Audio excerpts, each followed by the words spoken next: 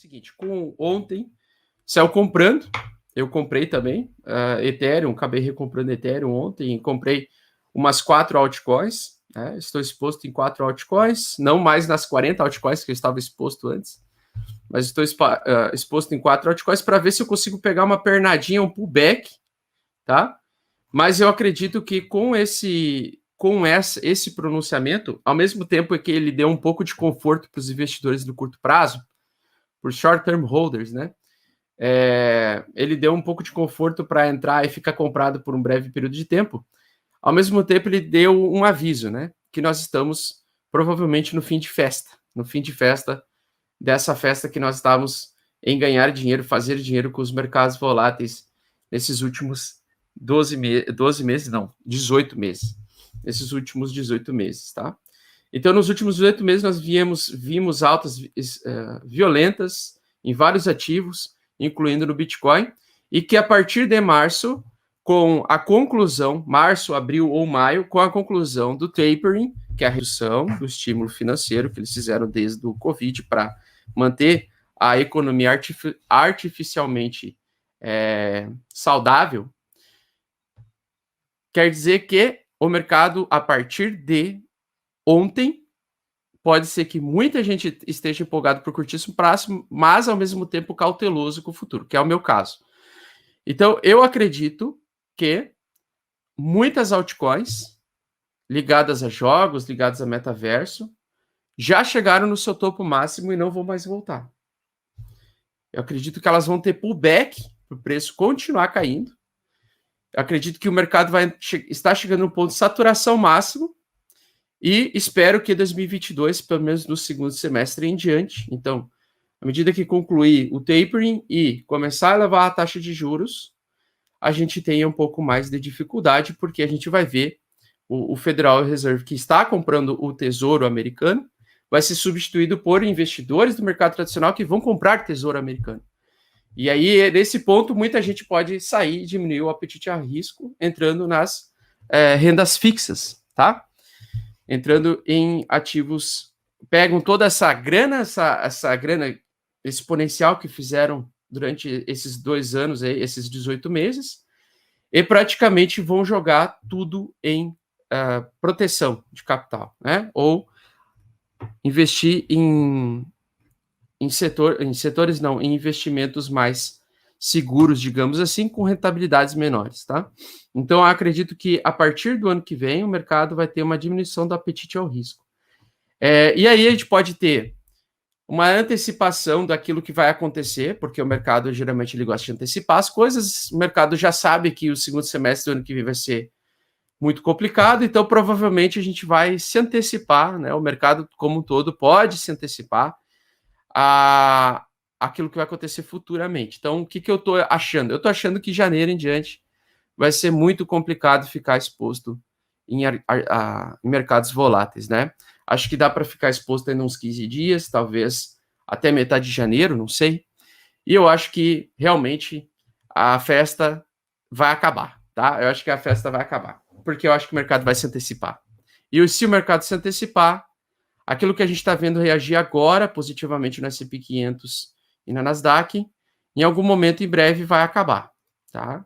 Em algum momento em breve vai acabar. Acredito até, inclusive, que ele pode até voltar a fazer um topo, encontrar novos topos aqui temporariamente, mas depois, quando ele começar a reverter para perder a média 8, definitivamente ele pode perder a média 21 pela primeira vez em muito tempo, tá? Porque o S&P 500, para nós, é importante entender que quando entra em recessão, geralmente quando o mercado entra em recessão, o S&P 500 perde a média 21, nem que seja temporariamente, tá? Para testar a média 56. E aí nós temos um esfriamento do mercado. Então, assim, no curtíssimo prazo, dá para tentar pegar algum pullback, na minha opinião, mas sabendo do risco que essa grande manada de investidores pode tomar a decisão de começar a pegar todos esses recursos que eles conseguiram e começar a diversificar em ativos um pouco mais estáveis, tá? Pelo menos temporariamente falando. Pode acontecer essa antecipação do mercado.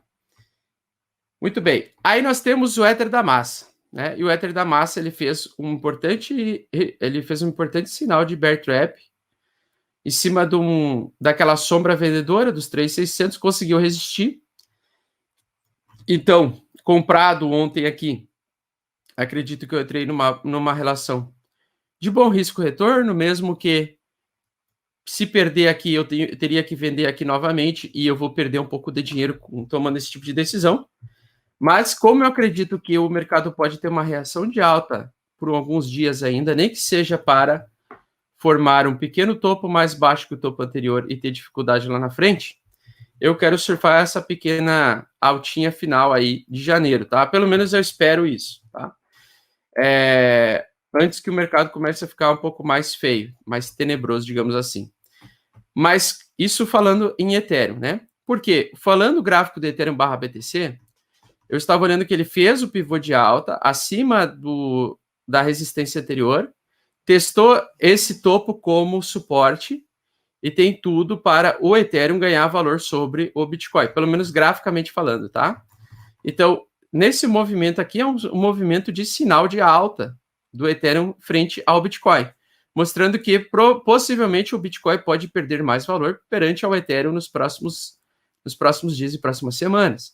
Então, eu quero surfar isso daqui, né? Eu quero tentar aumentar o máximo possível de Bitcoins usando o Ethereum, que é uma altcoin, logicamente uma altcoin muito bem fundamentada, e que está no gráfico Ethereum barra BTC ainda com uma projeção de alta, fez ontem a barra de reversão, exatamente acima da média de 8, exatamente na zona que eu queria que ele resistisse como suporte, tá?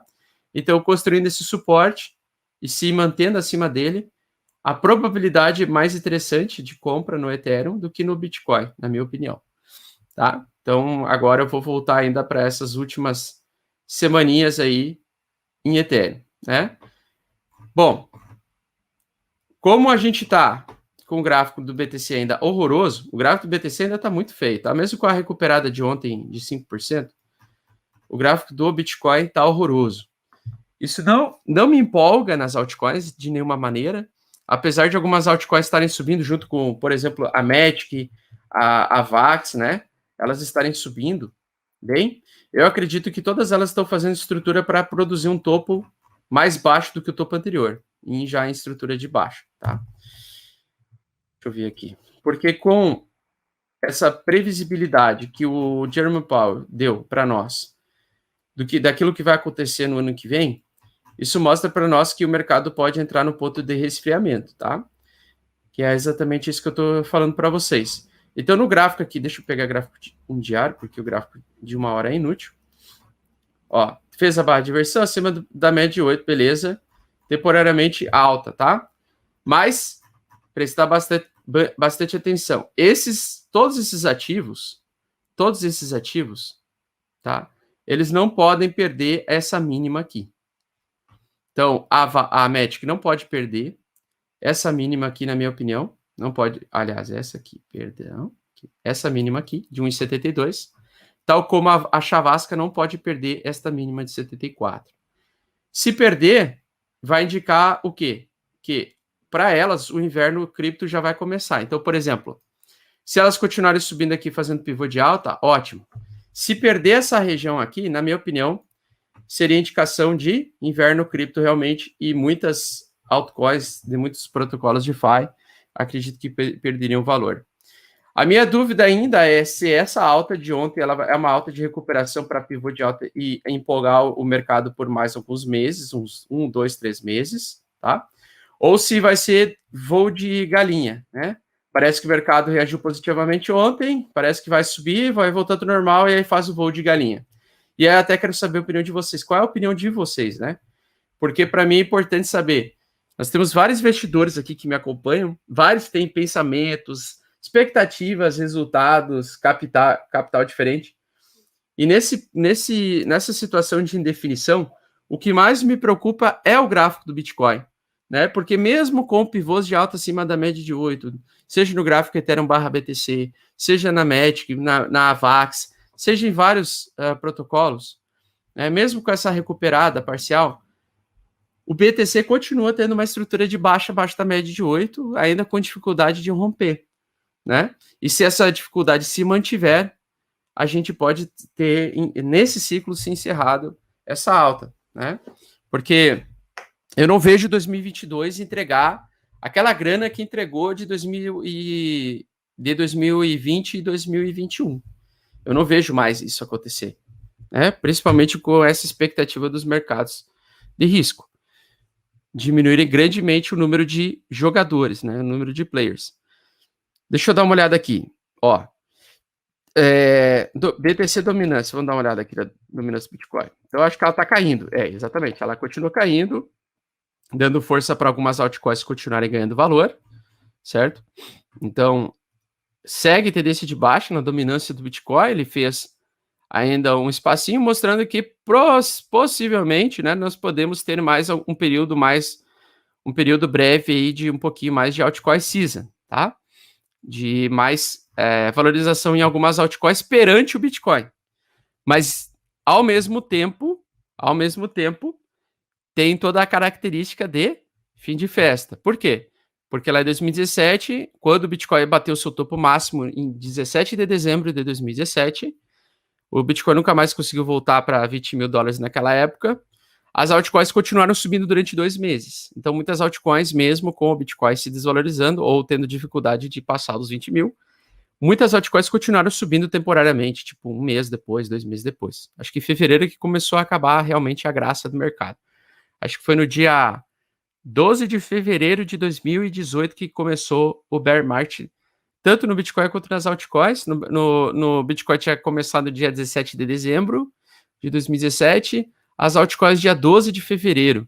Então durou 1 mês a mais, ali, 1 mês e pouco a mais, a temporada das altcoins, né? Então isso pode ser sinalização de final de festa. Tomar muito cuidado com isso. Se eu pego, por exemplo, o gráfico da Illuvium, que é o ativo que eu estava comprado antes dessa queda acontecer, eu fico bem preocupado, né? Eu vou lá, toco uma retração de Fibonacci, e eu sei que, por exemplo, desta queda aqui, esse topo aqui provavelmente neste ciclo não vai mais ser testado. Eu acho que neste ciclo a Illuvium não vai mais bater 2 mil dólares. Eu acho difícil. Com uma queda de 43%, né, do seu topo anterior, aqui ó, 45%, as pessoas pensam, não, mas é só voltar 45% que já vai ser alta. Mas na verdade, se caiu 45%, né, você derreteu o seu capital 45%, para você conseguir recuperar o topo anterior, você tem que torcer para o ativo voltar a subir algum dia 79%, 80%, quase 100%, né? Então ela precisa subir 100%, quase 80% para você recuperar, né, se você está preso em topo, né? Então é muito difícil isso acontecer. Com alguns ativos que derretem 90%, você tem que recuperar, o ativo tem que subir 1000% para recuperar o valor. É possível acontecer? É possível. Com a Cardano aconteceu exatamente isso, né? Em 2018, a Cardano saiu de $1,15, caiu para 2, 3 centavos, caiu para 1 centavo, foi 99% lá de queda e conseguiu ter 1000% de alta, né? Aliás, até superou, foi para 6.000% de alta e conseguiu recuperar. Então, assim, mas a matemática é essa, né? Quando cai 40%, você tem que torcer para que o ativo suba 40%, você tem que torcer para o ativo subir 80% para recuperar o valor que você entrou, né? E entrar num ativo para conseguir 80% não é tão simples mesmo no mercado cripto, tá? É simples quando o mercado está muito em alta, muito explosivo, muito forte, mas não é tão simples como as pessoas imaginam, como as pessoas pensam.